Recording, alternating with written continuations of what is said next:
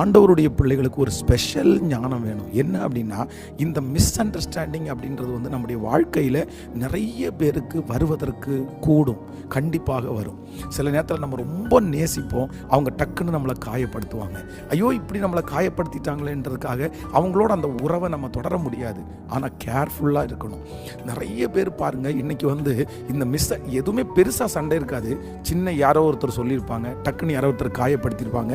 இந்த மிஸ் அண்டர்ஸ்டாண்டிங்கில் எத்தனையோ பேருடைய ஃப்ரெண்ட்ஷிப் வந்து கெட்டு போயிடுச்சு.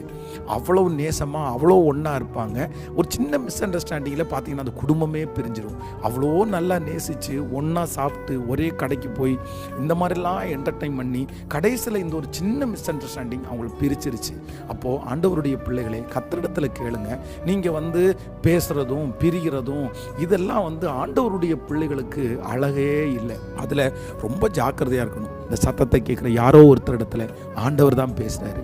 இந்த ஆபிரகாமுக்கு இருந்த ஞானம் உங்களுக்கு இருக்கட்டும். மிஸ் அண்டர்ஸ்டாண்டிங், கருத்து வேறுபாடை யாரை மனைவியா கணவனா பிள்ளைகளா கொஞ்சம் ஞானமாக யோசித்து கிளியர் பண்ணிடுங்க.